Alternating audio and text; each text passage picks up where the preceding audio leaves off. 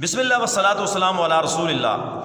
مبارک ثانی کیس جب چل رہا تھا، علماء کرام اس کی پیروی کر رہے تھے۔ مفتی اعظم پاکستان مفتی منیب الرحمان صاحب اور سید حبیب الحق شاہ صاحب، علامہ ڈاکٹر کوکم نورانی صاحب، ابو الخیر زبیر صاحب اور دیگر مسالک کے لوگ بھی اس کیس کی پیروی کر رہے تھے۔ جب یہ سارا سلسلہ چل رہا تھا، ابھی کچھ دنوں پہلے مرزا جیلمی کی طرف سے ایک ویڈیو بیان میرے سامنے آیا۔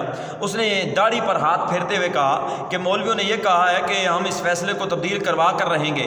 تو مرزا جیلمی نے کہا کہ اگر تمہارے اندر ہمت ہے تو یہ فیصلہ تبدیل کر کے دکھاؤ یا کرا کے دکھاؤ۔ تو ہم مرزا جیلمی کو یہ کہنا چاہتے ہیں کہ فیصلہ تو تبدیل ہو گیا ہے۔ آپ نے داڑھی پر ہاتھ پھیر کر جو ایک قسم کا حلف اٹھایا تھا، اب اس حلف کا کیا ہوگا؟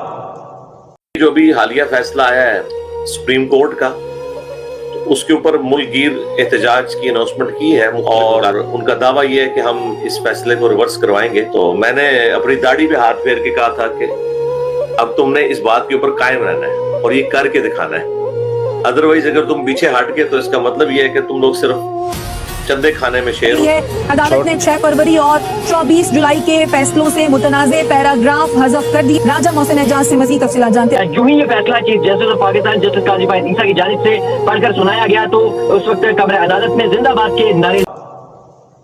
مرزا جیلمی اور اس کے جتنے فالورز ہیں، اگر میں کہوں کہ مرزا قادیانی کے بعد سب سے بڑے اس کائنات کے لانتی ہیں، تو اس میں کسی قسم کی کوئی دروغ کوئی نہیں ہوگی، اس میں سچ ہوگا۔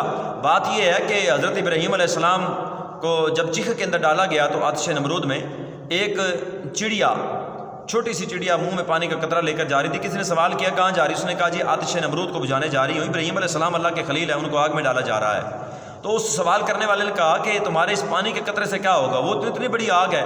اس نے کہا مجھے بھی پتہ ہے کہ اس پانی کے قطرے سے آگ نہیں بجھے گی، لیکن یہ بات تو ہے نا کہ قیامت کے دن جب اللہ تبارک و تعالیٰ ارشاد فرمائے کہ ابراہیم علیہ السلام کو جلانے والے ایک طرف ہو جائیں اور ان کو چاہنے والے ایک طرف ہو جائیں، یعنی بچانے والے ایک طرف ہو جائیں، تو اس چڑیا نے کہا میرا نام بچانے والوں میں آ جائے۔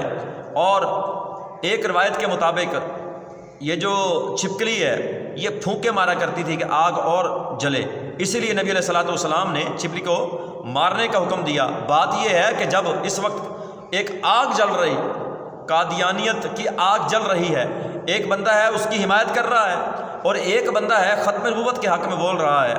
فیصلہ آپ کو کرنا ہے کہ آپ ختم نبوت کے لیے حضور علیہ الصلوۃ والسلام کی غلامی میں کھڑے ہوں گے یا کہ مرزا جیلمی کے ساتھ کھڑے ہوں گے۔ اللہ کی بارگاہ میں دعا ہے اللہ تبارک تعالی ہم سب کو حق سچ کہنے کی، سمجھنے کی توفیق عطا فرمائے۔